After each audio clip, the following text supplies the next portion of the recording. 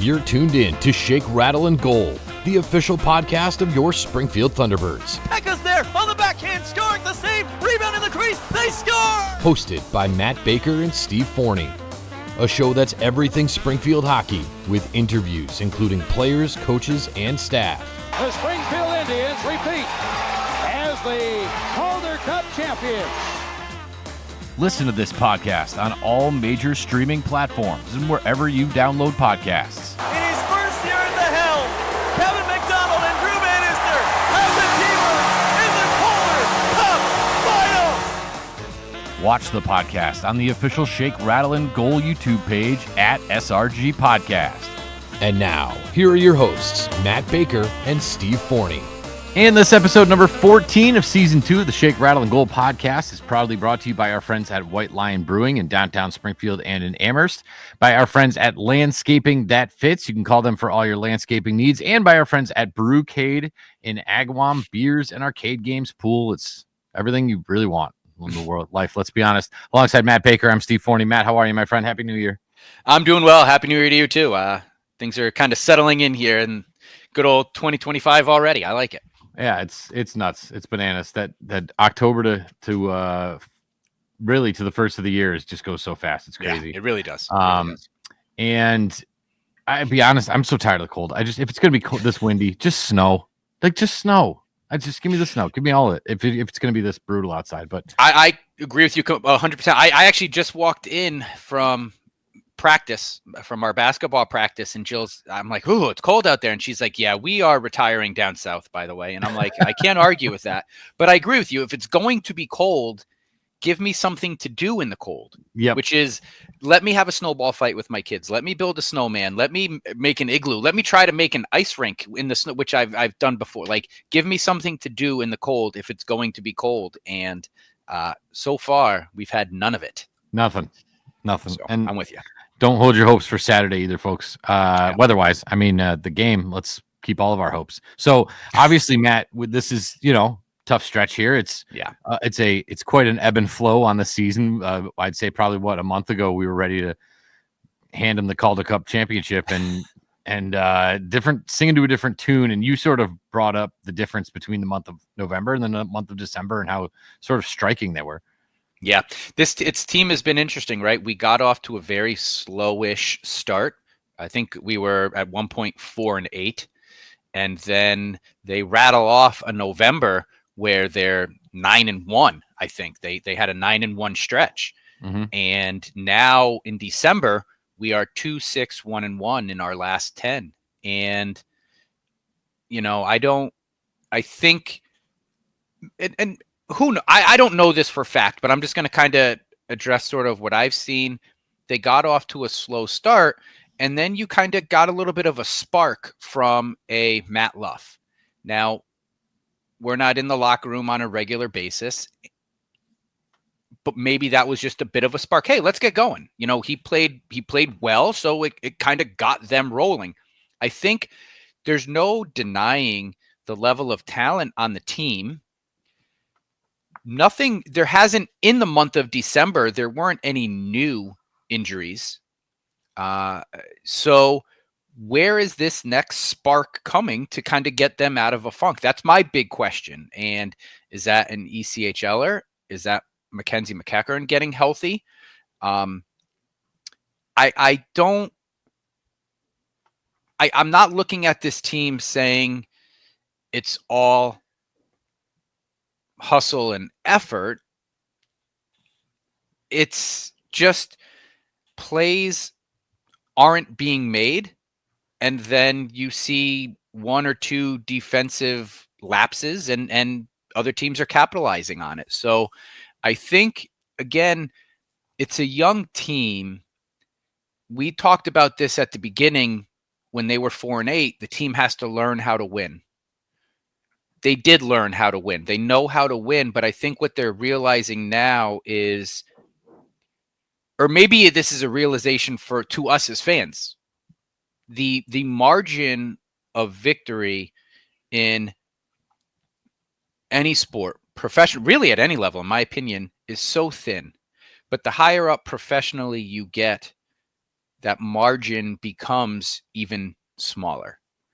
And I think let's just throw away that New Year's Eve game, the 7-0 drubbing against Hartford. That happens. You sometimes can't explain it. It's just a bad game. But I think now you're seeing the margin of victory is so thin, especially in this division. You have to be ready to play 60 minutes every time you skate out on that ice. And if you're not ready, this sort of stuff happens. I don't think maybe if the nucleus of this team stays together in 2 years, we can talk about truly having confidence again, because the talent on this team is undeniable. Maybe in 2 years after they've really gelled, we can say, yeah, you can afford 20 minutes of bad play and really you just got to play a good 20 minutes somewhere and that's enough. They're not there yet. So I think as us as fans, we're realizing how tight this division is, how game to game anything can really happen. I do think, and we'll talk a little bit more about this, I think some of our defense and goaltending has been exposed to an extent. Is it the season's over? No. But when we look ahead at the end of the show, I think the next 9 games is pivotal for this season. And we'll see how it goes. Yeah, I mean, to look at it in, I don't know, maybe I guess a sick and twisted way. This is what makes this league so fun, I think. Right. Is that No, you know, this isn't like the NBA where you just watch the Celtics or the super team of the year and they just demolish everybody and they're going to win the title and that's it. And you know, baseball, you got the whole season pretty much figured out by June. You know, the NFL trust us as a Giants and Patriots fans. We knew in November what this was going to look like, right? So I think this is what makes it so. I mean, a perfect example of it is Charlotte. Charlotte's the hottest team in the league. Yeah, and I literally wrote them off. Yeah, like 4 weeks ago. I was like, this team's in a bad way. Clearly, I was wrong. So I think that's what kind of makes this league fun. I do think that the warts are starting to show a little bit. I've just had this thing with goaltending. You know, their last 3 losses. Talon Boyko for Hartford, 6'8". Bridgeport had their kid Henrik Tikkanen, 6'8". Their loss to Laval, Connor Hughes, whatever his name is, 6'5". So there's something about playing these, and then of course, Devin Levi is a different story in Rochester. He's 6 foot tall, but the guy's like probably the top goalie prospect. Yeah, right. Yeah. In the AHL. So like that's going to be what it is. But there's something about the way that they played that they can't score big. I do think that the last couple of games they have played the other team's style. They've not played Thunderbird hockey. They have played into whatever else. And I do think, it's interesting. And I mentioned this, wanting more games against the other division, the North Division. The North. And I mean, that's a litmus test to me. Playing Belleville, you know where you're at.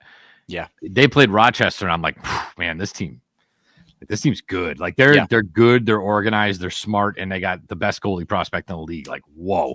And number 1 in the division. So, which is ironic because Buffalo's terrible, and they're the Buffalo affiliate. So it's kind of funny how that works out sometimes. But I do think that some of those warts are starting to show. I think that some of the things that have held them back, certainly this year, and even maybe a little bit back to last season, are still there. And I know it's hard for the coaching staff to kind of break out of bad habits, but there are certain things like the power play.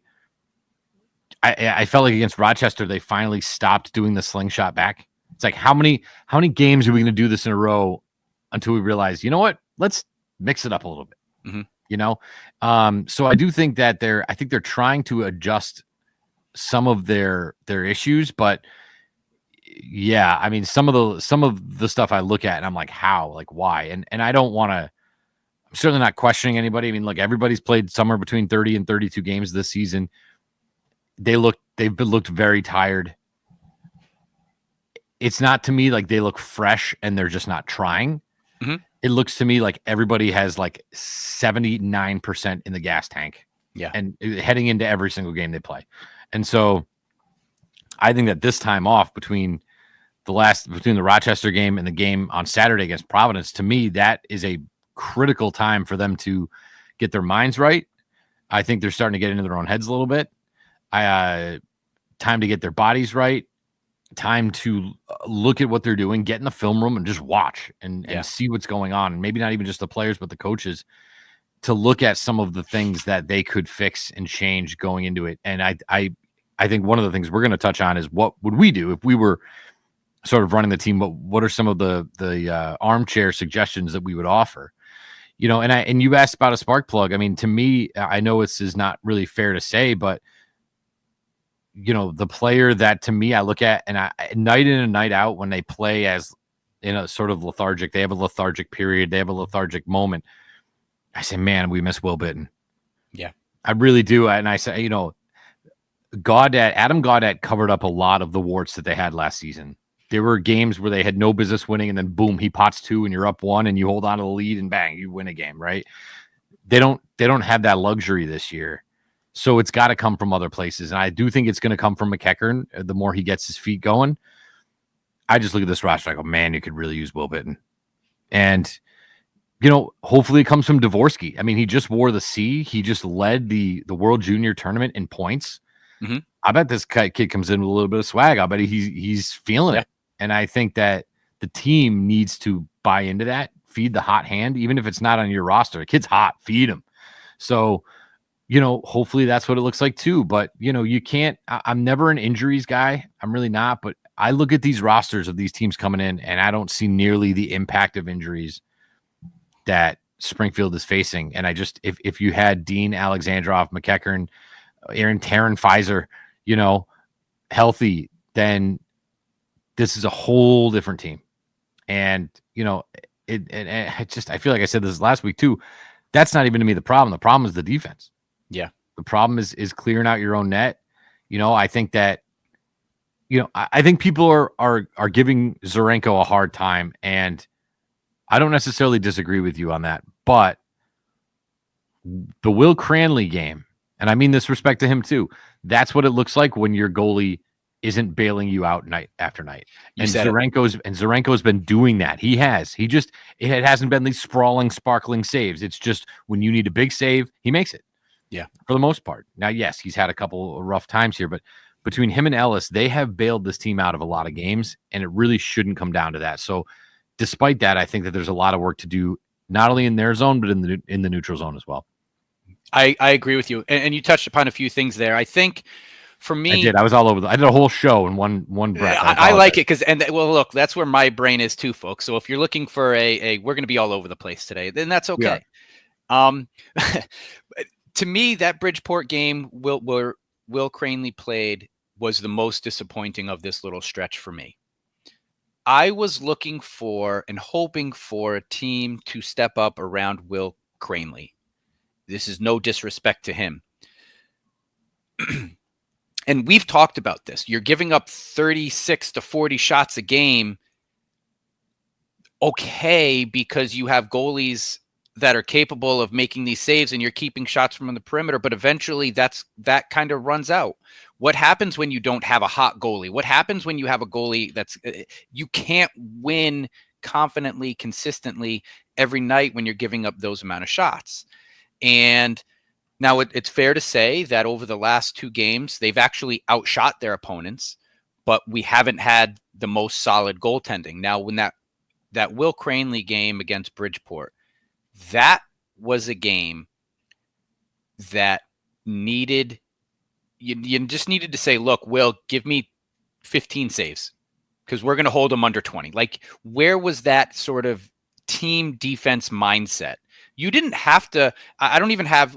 What did they lose that game? 6-7? 7-5. 7-5. Wait, with the empty netter. With the empty netter, yeah. So with the empty netter. Yeah. You didn't need to score 5 goals against Bridgeport. Like, that's a game. Ellis is playing for Team Canada. That was a game that the mindset could have been like, hey, look, boys, we can score 5, but let's win this game 3-1. let's just play lockdown defense and not let this young goalie, first AHL start, let's not let him get overrun. Let's look to win this game 3-1. And I don't know, they got up early if they just got relaxed a little bit, but that was disappointing. We've talked about this too. I think of the two goaltenders here, Zarenko and Ellis, and I've said this before, and I think this is just one of those ruts that Zarenko gets in. He got into one last year, actually maybe 2 times last year. And I've said this, Zarenko is the goalie that sometimes needs to get pulled. If he's not in the right, when he gets in these little funks, he's in the funk until he's out of it. Right. And we're not at practice every day, so we don't know if he's out of it yet. But I do think this is a time where Ellis kind of needs to take over a little bit and just let Zarenko cool off. We know when he's on, but when he gets in these funks, it's not good. And he got into some last year. I think this is a funk he's in now. Now you also mentioned the power play, and I want to bring this up. I've been critical of the power play. We all have been critical of the power play, but I actually looked at some numbers here. Right now, their power play is at 17%. Not great, but you're ranked 18th out of 32 teams. So you're right in the middle. And the numbers around you are like 17.2%, 17.5%. 17.8%. Hershey Bears are sitting at 17.8%.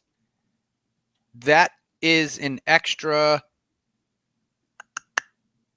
2 power play goals. I'm looking, right? Like if you break down the percentage wise. So, and they're at 12th, ranked 12th. So the power play success rate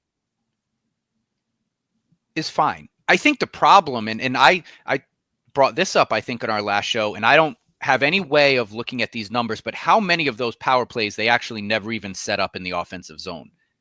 That's the frustrating part about this power play. It's not so much their success rate, because they're right in the middle of the bunch. And I bet if they were able to break through the neutral zone and set up in the offensive zone more, they'd probably be somewhere around 18%, which puts them right almost top 10. So it's not the power play. Now their penalty kill, and this was surprising because I've always thought that was a little bit stronger. Their penalty kill is 76.9%, puts them 28th out of 32 teams. That was surprising to see. Now, they're not taking as many penalties, in my opinion, as they were at the beginning of the year. But I've talked about this. What I don't like about their special teams from a power play standpoint, I feel like they stay on one side of the ice a little bit too much.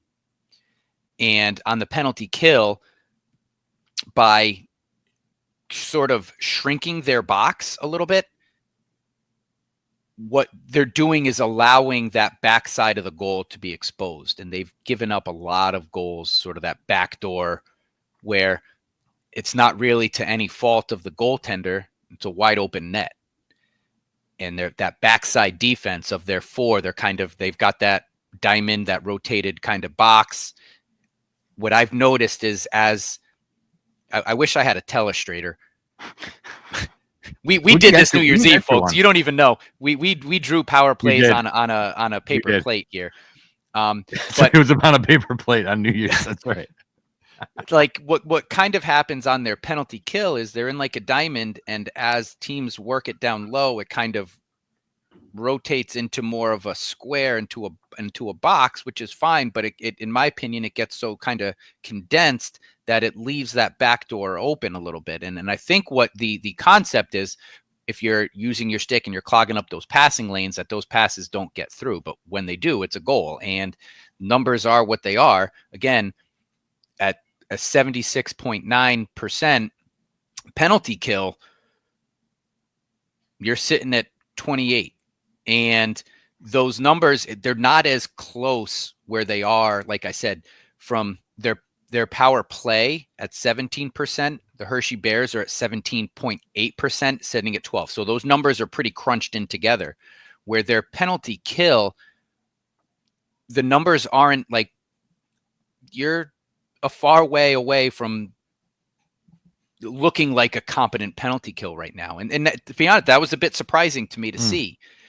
But, you know, I do think they need to figure out their team defense. And I don't know if this is a carryover from Bannister. Again, like, this was kind of his style of play, and Coach Konowalchuk kind of alluded to, well, you know, we're kind of taking his defensive philosophy. I don't know if this is a time period where you can kind of change that defensive philosophy, but I do think something needs to happen there.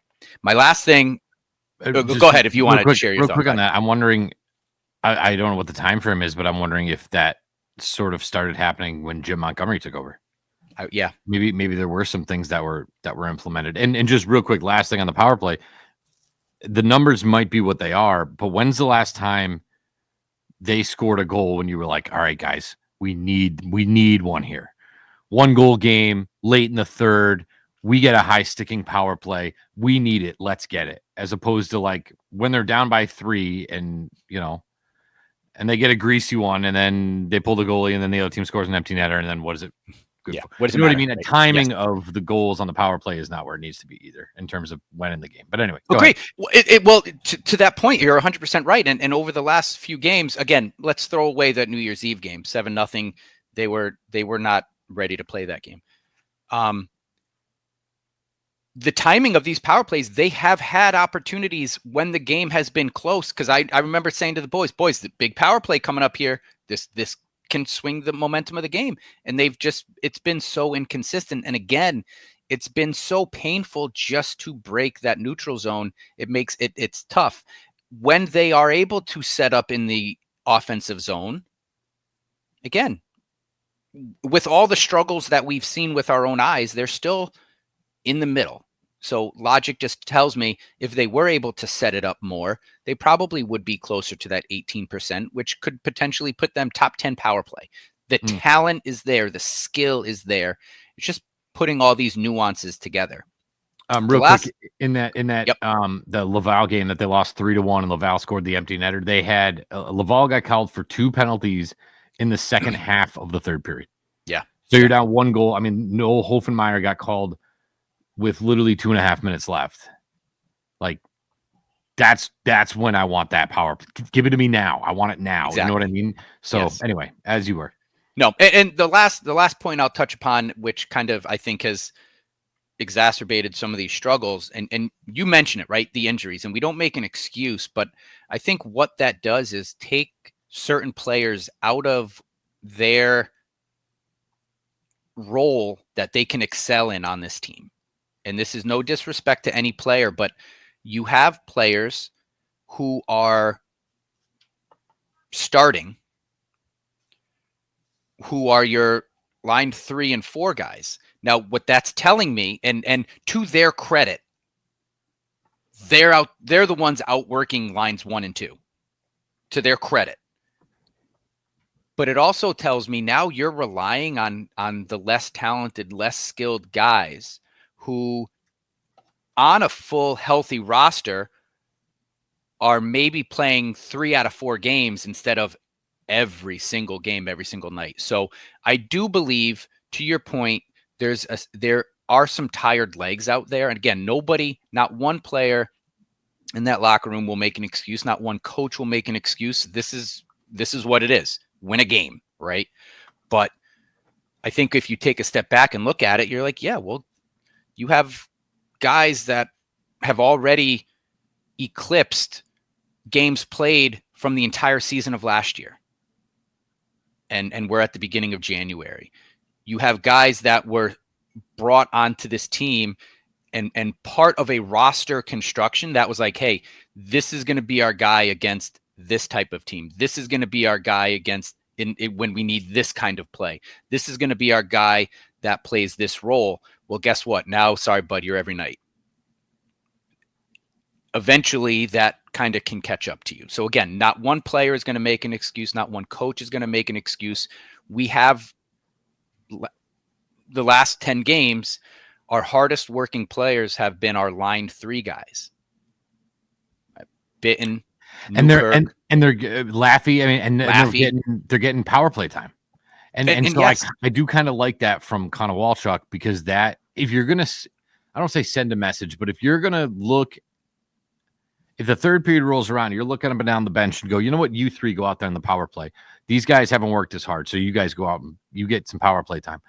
I'd rather you do it in late December, early January than in April, right? So if we're going to make those kind of decisions, and I'm not saying Connor Walchuk is, but if he is, which it looks like he is, at least he's doing it now and not in April. Simpatico tonight, I'm telling you, you and I. Yes, that's exactly it. And that was going to be my last thought is like, folks, we're at the beginning of January. So let's work through this now. Message sent. Let's hope message received. Because at the end of the day, when you have, what's the saying? Talent or hard work outshines talent if talent isn't working, kind of thing. I butchered that, but I think you get the gist of what I'm trying to say. Shakespeare over here. Yeah, dude, I made my own bakerism. Right now we have, again, no slight to any player, we have more skilled guys that aren't matching the same energy level as guys who are your third and fourth liners, who maybe were brought in, or as this roster was constructed, thought of as a, playing every 2 games kind of guy, or you're playing in this kind of game. Hey, tonight we're playing a big physical team. You're in tonight kind of thing. Now you're every nighters. And it's good to see those guys step up, because I think they have. I don't look at this and be like, well, yep, third line's out there, liability. Fourth line's out there, liability. Agreed. I'm not Agreed. thinking that. I'm looking at the third and fourth line saying, I'm seeing inspired hockey right now. If you match that same energy level with more skilled, talented guys, maybe the puck drops your way, the way it was when we hit that 10-game stretch in November. So this is the ebbs and flows of an AHL season. This is what happens in a very tight, again, slim victory margin type of Atlantic division. And, it's fun hockey, folks. And we're in the beginning of January. They get out of this funk. They get some guys healthy in February. In March, you've got some games under your belt. You're recovered, and you're ready to make a playoff push. That's sort of what I expect to see. I know it usually applies to other sports, but if they just take the game tape from this weekend, I know there's all kinds of construction going on in front of the Mass Mutual Center. There's the parking garage. You just take it, and one of these big holes that they're going to fill with cement, just take those game tapes, throw them in the hole, fill it with cement, and forget that they ever happened. Would be my best advice there. So speaking of advice coming up, I'm going to I jotted down just like maybe 3 or 4 things that I would do in this window between this is a long stretch for them, right? Of time off. What I would do during this time to sort of maybe help kind of fix things a little bit, again, as if I'm know what I'm talking about, but I'm going to try. But before I do, I want to let you know that this episode of the SRG podcast is proudly brought to you by our friends at White Lion Brewing in Amherst and in downtown Springfield. As many of you saw, the Bakers and the Forneys met up at White Lion before the game, and that was the New Year's game, right? That was New Year's Eve night. Yep. It was easy enough. We showed them the ticket. They handed us a sheet of paper with a QR code. We got to the garage after the game. Bam, scan the QR code, out of the garage, right to 91. Couldn't have been any easier. All you people sitting in the parking garage at MGM, stop doing that. Go to Tower Square. I mean, really, like, yes. And I used to be one of those people. Like, I really, up until this year, I was one of those people, and we'll finish the reads, but it couldn't be easier. We order our food, we order our drinks, we tell the guys, and we're wearing our jerseys. They know we're going to the game. They validate our tickets. They give me a QR code. When I'm leaving the parking garage, I scan that QR code, the gate lifts, and I'm out. It's that easy. And like, I know this is kind of silly, but on some of these days, like a lot of Tower Square is actually super nice. Like for people who've never been in there, it's like really, really nice. And where White Lion is, you can actually walk about 3/4 of a block through Tower Square. Yeah. Rather than on the sidewalk where it's winding and blowing sideways and it's 15 degrees out. I would rather do that walk than the MGM walk any day of the week. Yeah. So, coming up Columbus Avenue, all that traffic is in the right lane trying to get to the MGM garage. Just go past it. Just keep going past it and park in Tower Square. Then go to White Lion and get the parking validated. I didn't eat because I was going to the game, but you said Jake ordered the was it the buffalo chicken quesadilla or something like that? I wanted to order that thing so bad. That looked so good. He said it was awesome. Yeah. So good food, good beers, good people over there at White Lion. Also want to give a shout out to our friends at Landscaping That Fits, 413-847-0338. This will be the third time on the show I complain about the wind. I'm just so sick of it. And now even my backyard, all the stuff that was like hidden in the bushes and hidden out in the pool area and all this stuff, now it's all in my yard. So great. I got more picking up to do. And if you didn't do any picking up, call Rob this spring and he'll come and do your spring cleaning for you. We talk about getting your lawn ready for the spring. Guys, it is already 2025. March, April, May are right around the corner. Get on Rob's list now so that when springtime comes, you don't even have to worry about your lawn. How many times are you like, oh no, it's like April 1st. I was supposed to fertilize like last month. Don't even have to worry about it before you know it.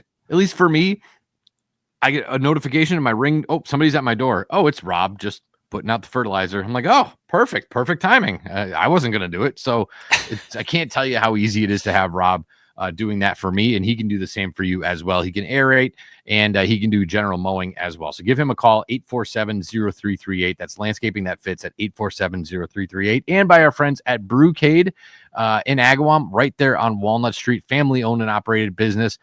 Agawam, Matt's learning certainly as a Connecticut guy, but this town is super tight. Like we're super tight knit.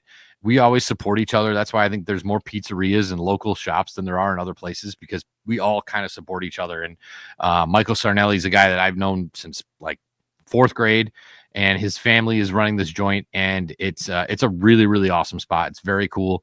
Tons to do, tons to keep busy for you and the kids. And they serve alcoholic beverages, so it's a good time too. So check them out, Brewcade, Walnut Street in Agawam. You can just Google them, and they'll pop right up. So big thank you to those three for doing that, and hopefully, if we can get squeeze some more dollars out of them, we can get Matt a telestrator. I guess that's our main show goal at this point. So yeah, I don't know. I wrote down just a couple of things that I have 4 of them. There's 4 things that I think that this team should do during this week off that we have. Number 1 was reunite the second line of, I wrote 41, 15, 81, Kaskamaki, Dvorsky, Silvegaard. All right. I think they're at the point now where you have to go back to what has worked for you. Mm-hmm. And that second line, when it's been together, has been arguably their most consistently good line all season. Yep. So number 1, put the foreign guys back, the foreign kids back together. They just play off each other really well.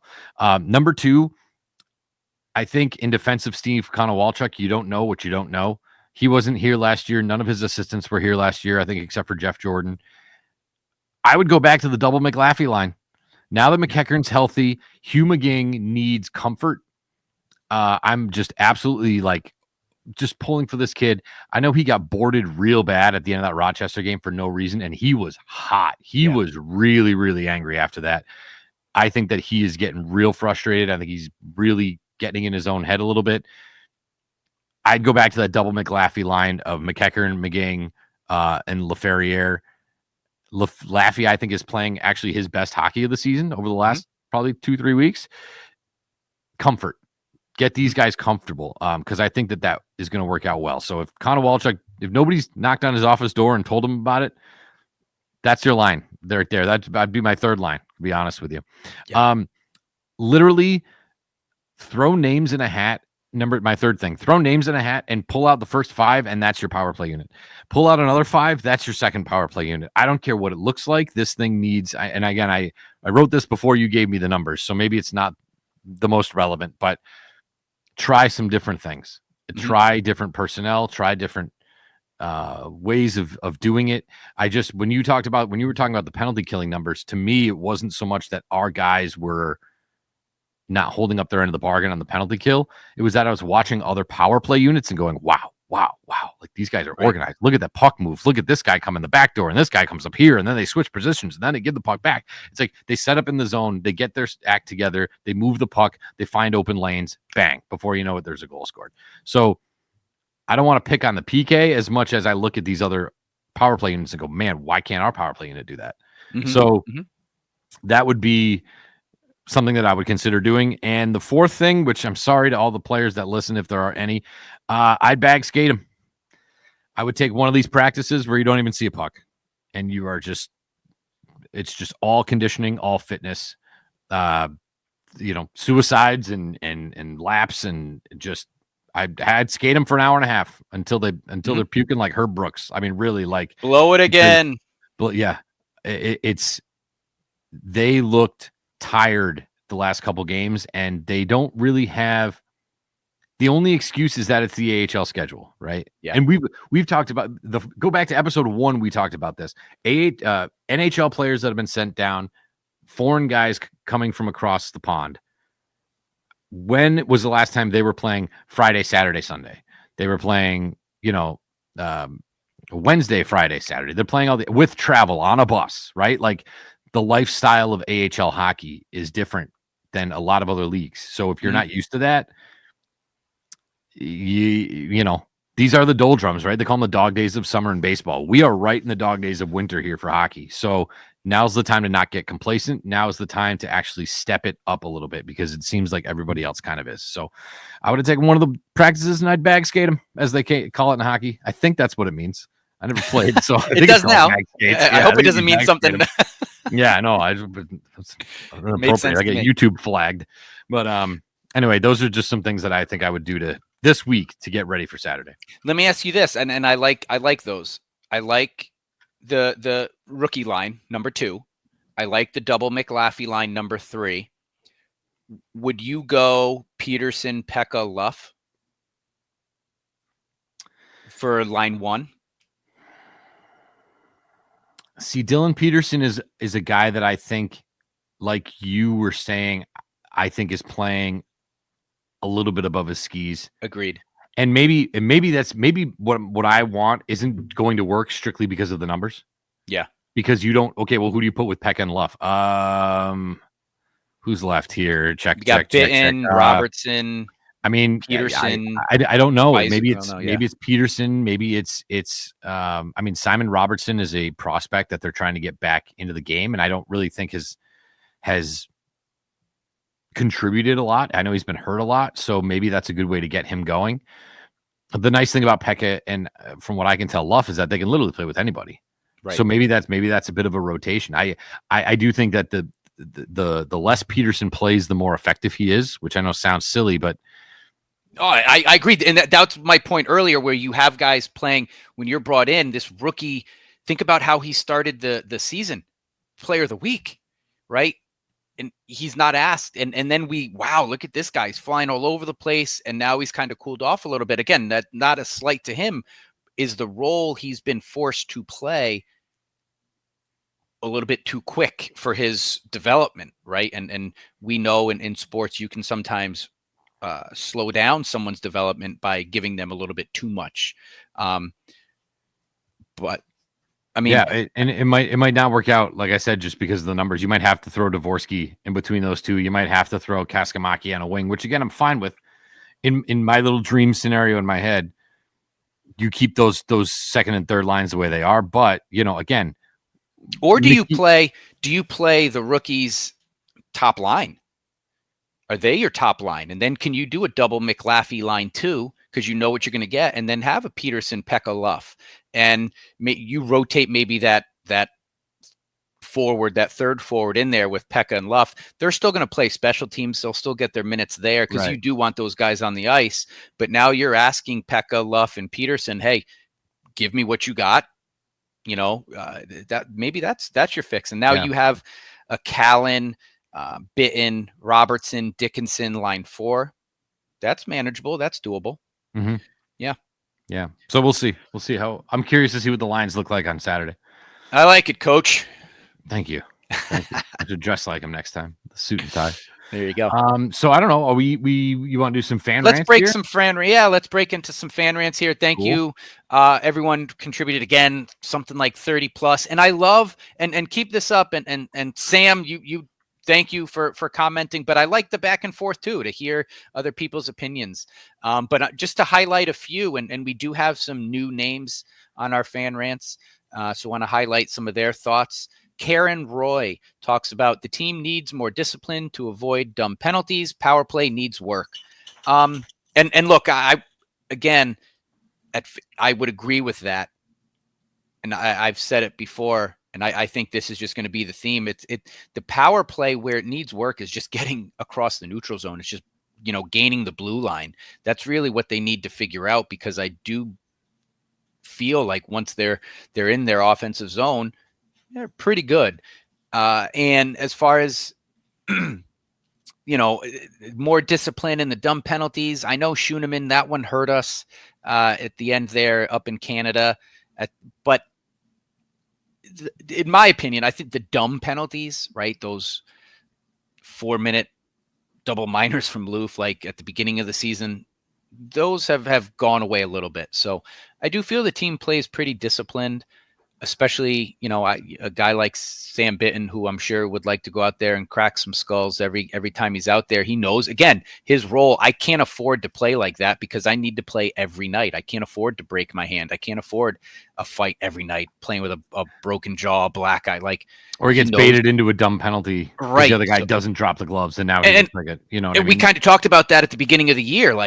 Dumb penalty. He's eliminated that. So I think the team is playing fairly disciplined. To back it up, and I just have all the box scores pulled up. I don't have them in order, but Rochester, they had 2 penalties.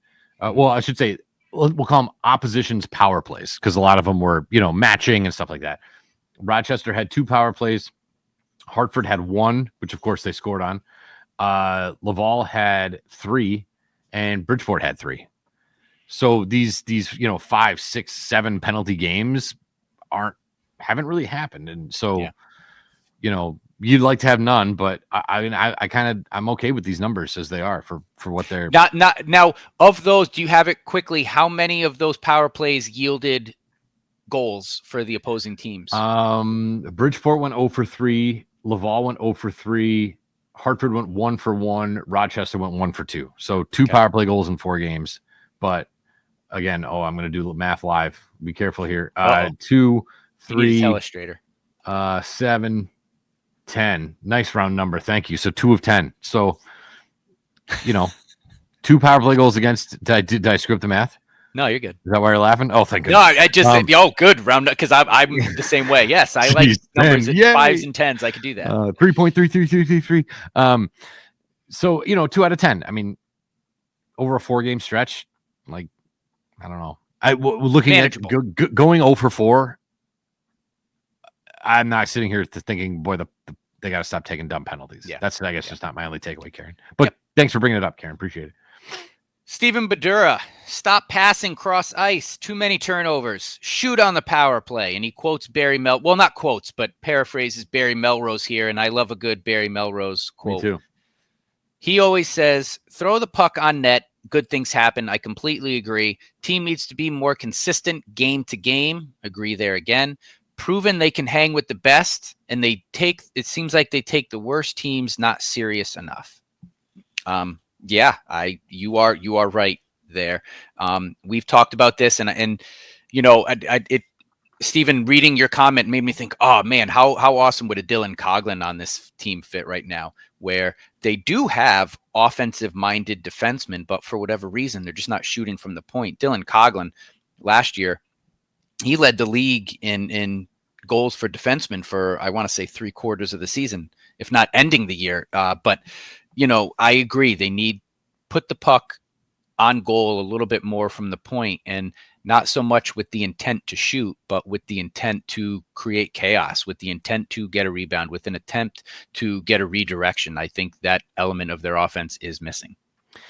I do think it sort of starts on the back end with a lot of that. I mean, and again, God bless you, man. I'm not picking on you, but like, I don't think like Michael Bushinger has not had a very good stretch of games here. And defensive end aside, it's the power play, it's the cross pass back and forth. They're back to doing the thing that I hate the most, which is the blind backhand pass to no one. Mm-hmm. You just flip it behind you, thinking somebody's there, and guess what? They're not. And now you're going the other way. It just drives me completely bananas. And I'm not saying Bushinger does that. I'm just saying in general the team is doing that. So, I've been saying now for weeks, the chaos, shoot the puck, right? Much like he's saying, and don't take the bad teams serious enough, Steve. I got to be honest. Of the entire month of December, the number one game they gave up the most shots was the Will Cranley game against Bridgeport in 42, which is quite frankly the one you don't. The number two game where they gave up the most shots was the Bridgeport game in December 6th. So the two games you've given up the most shots against are Bridgeport. They're not good, but they are smart. They're feisty. They've played together for a long time. They're relatively healthy. So if you're gonna mess around with that with a team like that, you get bit. You're gonna get bit. So yeah. Thunderbirds actually won the game in OT in December 6th, but again, 5-4. I mean, 5-4 and 7-5 are the two scores of the Bridgeport games. Like, come on, like they can't shoot their way out of a paper bag, but yet they've scored 10 on you in 2 games, 9 on 2 games. So anyway, thank you, Steve. Yep, agreed. Josh Cassava, start declining penalties. We play better 5-on-5. I wish you could, because it's so painfully frustrating. We're in an echo chamber right now, but it is. And look, I can't imagine any player, any coach is like cool with it either. Like, so I'm sure they're equally as frustrated. If we have all the answers on the show, we know this, but in reality, like realistically, if it was a button to push, I'm sure Connor Walchuk would push it. They just haven't found the right recipe yet, and it is frustrating. I'm with you. The irony is they look really good 4-on-4. So maybe next power play they just pull off one of their own guys and play 4-on-4 because they've looked good. I do think, and I'm really glad you brought up the numbers, Matt, because numbers and eyeballs are different. A lot of these sports are having these analytical debates about what their eyeballs tell them, what the stats tell them. Because you're right. When I watch the power play, I'm like, ew. Then I look at the numbers and I'm like, well, actually, they're not that bad. But again, you're scoring greasy, grimy, borderline lucky goals at a point in the game that's not really as important. Whereas, 2.5 minutes left, you're down 1, you get put on a power play, you got to score. Not happening. So and you can't even gain the blue line. Right, and it looks terrible, right? So it is. It's even more frustrating now looking at the power play, knowing that I know that they're not in the bottom of the league. I watch it and think they are, but they're not. Yeah. So, okay, how do we improve? How do we go from, would you say, 18th in the league? Yeah. Okay, how do we get to top 10? Like, let's and that in that those 8 teams, it's pretty close. I really think it. Like, again, I'm not doing the math in my head, but you're talking about an extra 3 power play goals, an extra 4 power play goals right now would give them those percentage of a percentage point to pop up there. So interesting. But it's just when they fail, it's like pulling teeth. It's so bad to watch. But this was a common theme in a lot of your fan rants. Andrew Yell, Terriana Aldrich, Austin Harrington, Matt Dano. Ellis over Z. It's very easy to say that in the last 2 games that we saw from Z. I get it. But he didn't forget how to play goal, right? He is a good goaltender. I do think he gets in his head sometimes. At the beginning of the year, I was critical, saying I need him. Not every goal he let in is on him, but I need him to make that big save in a big moment. And then he went on a stretch in November as the whole team got hot. He was making those saves. He isn't now. And again, we've talked about this. If you're giving up 40 shots and you have a hot goaltender who's only letting 2 in, who cares? But if you're giving up 40 shots and you have a goaltender who's in his head and he lets in 6 of them, 7 of them, now he looks awful. Some of those goals he let in were bad. I do believe that. Some of those goals were bad. Not all of them. Z has not forgotten how to play. I do think, though, he's in a funk, and he just needs to figure out how to work out of it. You know, and that's why he's in this league. But Ellis has all year long played great. So I do think if there was a time that Konowalchuk was looking to say, you know what, Ellis, you're my guy, we're giving you 3 out of 4 for the month of January. You know, like we're going to give you 70. You got the month of January. Let's see what you can do as a real number one. This would be the time to do it. You know, we'll see this weekend. They got a back-to-back. We'll see what happens with the goaltending, but I do believe, and I have faith in Konowalchuk, and he said this, practice, your play dictates games. Right. And if he feels as though Z has worked out of the funk and he's checked off certain boxes, if he's ready to play, he's going to play him. So I have faith in Konowalchuk. He'll make the right decision there. I do think if you took out the Baker, we'll call it the Bellustrator, and you looked at some of these goals that, again, you and I and everybody else sees and goes, oh man, he should have had that. You know, Zarenko should have had that. How did he not make that save? I'd like to slow it down and look at, okay, well, what was the defense doing? Were the forwards in position? Who was open and why were they open? I've noticed that the goals that make him look the worst are from terrible defensive breakdowns. And, you know, the goal that he got pulled in Hartford against Hartford on Adam Sikora's goal. If you remember, it was a sloppy play right in their side of the neutral zone. Adam Sikora comes in on a wide open breakaway with nobody even remotely near him. And Adam Sikora is good. Guess what? He's good at hockey. So he finds a hole, beats Zarenko, and then Zarenko gets pulled. As if it's his fault that this dude just came down on a plain old wide open breakaway, right? So like I always, if you're going to pull the guy at 6, pull him at 5, because pulling him after that one is tough. And then, you know, I love you fans, but like, were you guys cheering that Zarenko got pulled in the Rochester game? I really hope that wasn't happening. You talk about breaking a guy's confidence, breaking his soul. If you want Zarenko to be a part of this team and a productive part of this team, have his back the rest of the way. This is a long season here, and he goes into funks, but they don't last forever. Yeah. So I agree with you, Matt. I would like to see Ellis against Providence, and then, especially because of the way that the fans treated him, let him take the away game on Sunday. Give him the away game, give him another crack at Hartford, and see what he can do. And hopefully they, as a team, offense, defense, have a better game plan against Hartford than they have the last couple cracks at it. Agreed.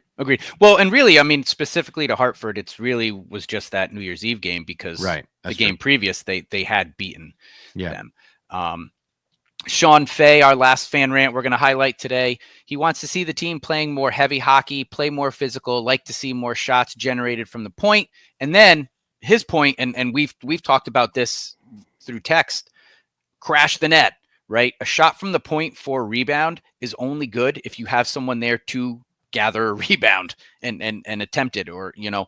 So Sean, I agree with you there. You know, are we missing Tyler Tucker, that sort of laying a big hit from a defensive side? I don't know. I think Kessel's been playing pretty physical. Yeah, Loof has too. And right. So, you know, and Skinner, of course. Yeah. I mean, I actually, so I think they've been playing within their style of physicality. I think they've been sort of playing within where they want to be physically. I haven't really felt like they've been out physicaled. Is that a word? Out physicaled? It is now. But as far as shots generated from the point, I agree. And if you're shooting for a rebound, it's only good if you've got someone there attempting the rebound. So crash the net, make something happen. This is an interesting little tidbit. So Bobby, who is the guy who works the red light, the red goal light, to the side, you usually sitting in front of section 30, section 1. Yep.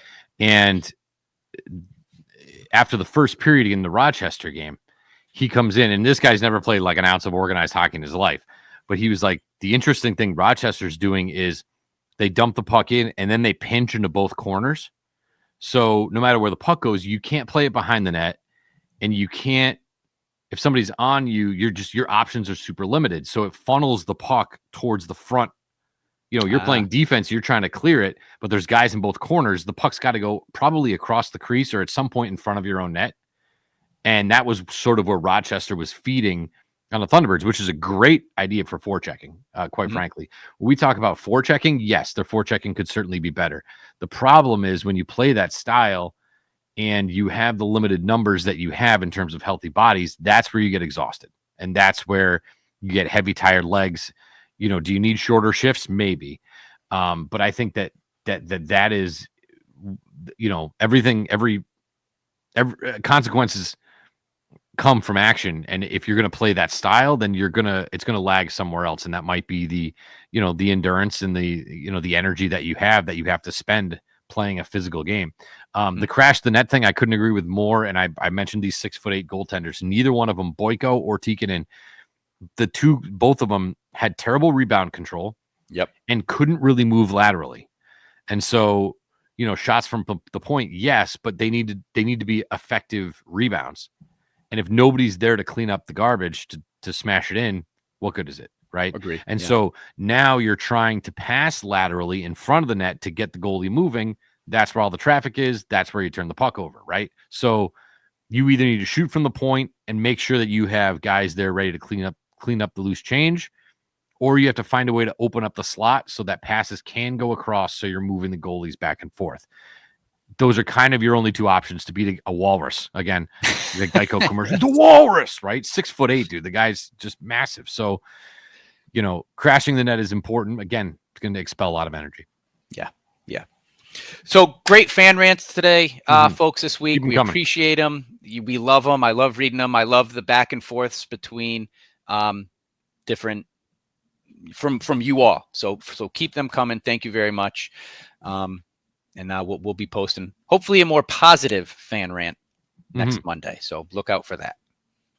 That is the hope. And we're looking ahead to obviously a big one here coming up on Saturday against Providence. It is the throwback night at the Nest. I'm assuming, I haven't heard. I should have looked into this. Am I doing a jersey auction after? Probably. We're probably auctioning off the jerseys, which is fine. I know how to get through that. If you're coming, just real quick PSA, if you're doing the jersey auction, can you guys just try your best to sit as close to behind the bench as possible? If you're like way up high in a section over there, I'm not, the lights are bright. I'm trying to look at you. Just try to be loud and close. Do you know what I mean? But not too close, because if you're near the bench, then I'm not looking at you either. I need you sitting in what is the prime spot for me, and I don't know what that is. I'll let you know. You'll tell them when they're there. Yeah, right, exactly. But put those numbers up nice and high so I can see them. And we do the best we can. I'm not a professional auctioneer, neither is Kevin, but we try our best. So we will certainly do that on throwback night. And again, big game against Providence, who's playing some good hockey. They have guys down. They got Matty Patras down. Fabian Lizel's down. Merkelov's still there. Jordan Osterley on the back end got sent down, and the goaltending's good. So that's going to be a tough matchup for Springfield coming back from this long break. They have to be ready to go from the jump, period one. Yeah. And look, I think this year, though, the Thunderbirds have played Providence well all year long. And look, we talked about in this fan rant, they sometimes play down to competition and they get up for these big games. Yes, this is the third time they're wearing their specialty throwback jerseys, but it's still a big game. I'm expecting a big sellout crowd. I'm expecting it to be loud. So I am anticipating a good close game. I would imagine Ellis in goal, in net there. And so, look, this could be that spark that we're talking about. You got Dvorsky back. Let's have a performance that is, AHL 3 stars of the night type of performance. We haven't had too many of them this year for the Thunderbirds. So let's have those types of performances, and let's get this thing rolling again. Real quick, going from the Rochester Americans jersey, which I personally think is the best jersey in all of sport. Yes, all of sport. That blue jersey with the red and white gorgeous. Going from that to the Green Indian against the Pooh Bear Bruin, phenomenal, just phenomenal. Yeah. That's going to make my aesthetics put them through the roof. You mentioned a big weekend, a big performance against Providence. I got to be quite honest with you. I need to see more in that Hartford game. They just came into your building on New Year's Day and blew your doors off. Mhm. If you go down to Hartford and lose 6-0, it's going to tell me something. If Yep. you go down to Hartford and you win 6-0, I'll be super impressed. But if you go down there and you scratch and you claw and you fight and you win 5-3, I'll be thrilled. Yeah, Because they just blew your doors off. How do you respond in their building? To me, Right. that is super important to see how this team responds, what their energy level is, how personally did they take that whooping? You know what I mean? Well, we talked about it. If you remember, our Springfield takes over Hartford night, right? We kind of beat up Hartford. This was early on in the season. Yeah. Then there was the Hartford takes over Springfield night. We held off Springfield in that game. And the conversation we were having is, hey, are we in their heads? Like how much? Right. And up until that New Year's Eve game, I would have said, yeah, we are. Hartford has really had a tough time against Springfield this year. And so you're right. Now, let's not let Hartford get in our heads kind of thing.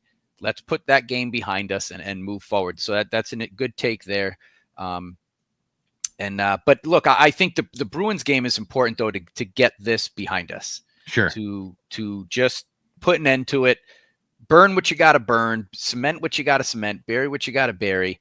Let's move on. Totally. Looking more ahead though, and I think I opened the show with this. These next 9 games are pivotal for this season. Right now in the standings, Springfield is sitting in 7th. And the points are starting to spread out a little bit. You've got going from the bottom up, Bridgeport at 18, Springfield at 29, Hartford at 33, Lehigh Valley at 35, Providence at 38, Wilkes-Barre Scranton at 39, Charlotte 41, Hershey 45. They're starting to spread out a little bit. But you now have 9 games coming up, 4 at home, 5 on the road, all divisional opponents, 3 against Providence, 3 against Bridgeport, 2 against Hartford, and 1 against Lehigh Valley. All of these teams are beatable. We've played well against Providence this year. We've played well against Hartford this year. Bridgeport is just annoying. He's just so annoying. Oh They're my just God. Annoying. So annoying. We've beaten Bridgeport. And in my opinion, Lehigh Valley has been the one that we've kind of struggled with the most as far as matchups go, team against team. But we see them once. So I really do believe these 9 games are going to tell us a lot about where this team is mentally, physically, and just where they're at this year. What is this team capable of? These 9 games are big. And, you know, if they go south, if they go bad, we might, have a different mindset for the rest of the season. I don't expect them to. Again, we've played well against these teams all year long. And, even though 5 on the road, sort of home cooking in a sense that we know these teams and they know us. Let's go out there. Let's play our style of play. And 9 games, if you can rattle off 12 points here, you're right back in the thick of it. Because again, you, to your point, and you highlighted this a few episodes ago, these are the games you got to win.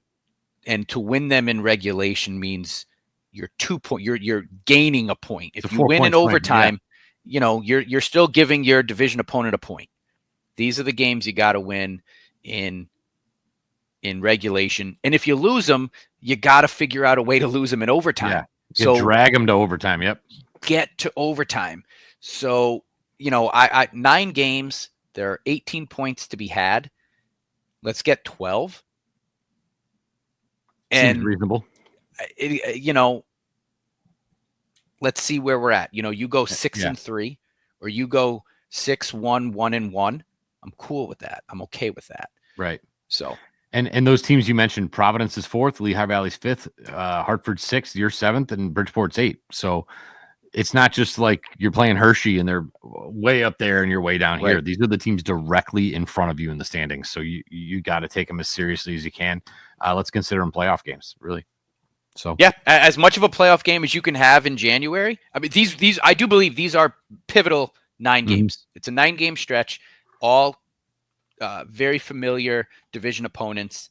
And if you want to start being taken seriously, you can't be sitting there and have one good month and then claim the Calder Cup. You gotta earn it. You gotta earn it in this league, and especially in this division. And these 9 games are pivotal.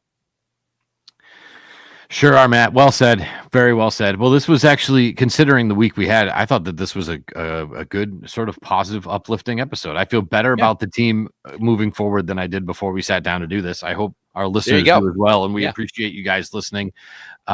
We appreciate all the support you give us. I appreciate you guys saying thank you when I tell you it's the last minute of the period. I love that that's catching on. That's like my favorite thing in the world. So yes, I love that as well. But seriously, a big thank you to everybody that listens, contributes, comments, shares, talks. Thanks to Trini for setting up that Springfield hockey news page that shares all of our stuff. If you're not familiar with it, look it up. Springfield Hockey News, I think is what it's called. Yep. And we really appreciate her support from everybody else. We really appreciate the support from our sponsors, White Lion Brewing in Amherst and in downtown Springfield, by our friends at Landscaping That Fits at 413-847-0338, and by our friends at Brewcade in Agawam on Walnut Street. Thank you to those folks for again supporting us. We support them. You should support them as well. And let's be a community together. That's what Western Massachusetts is all about. So thank you. Yeah. Hey, on what is it? The 11th. I should have looked up this ahead of time. On the 11th, let's go Indians. Oh yeah. Right on the 11th. We're going to talk about real quick. Sorry, I don't mean to steer your thunder. What is the meet and greet? Isn't there like a meet and greet going on? Oh, that's tomorrow night. Yeah, I'll actually be there for that. I actually don't know too many of the details. I got to check my email for that. So so as far as I know, family and friends sort of meet and greet. Yeah, I think you like do a meet and greet, and then I think you kind of tour the Basketball Hall of Fame like with the players. That's the impression that I get, which is kind of cool. So yeah, that's Wednesday night. We'll release this on Wednesday, so it'll be tonight if you're listening. But if you want more information, 413-739-GOAL. Talk to your ticket rep, talk to whoever it is. Check your email. Chances are it's right there in the email. Get in touch with our buddy Keith Allen right at the front desk there. I'll be happy to give you more information on that as well. But that's a great event, and I'm seeing these guys doing reading events. Zach Dean and Mackenzie McEachern were at some school yesterday, and you just love to see it. So they got the book club still rolling in Springfield Public Library. So look, we've talked about this. It's a team that loves community. The community, we love our T-Birds, and as you said, thank you all for contributing on our socials. Thank you to our sponsors. Thank you for listening. Like I said, on the 11th, let's go Indians. Other than that, let's go T-Birds.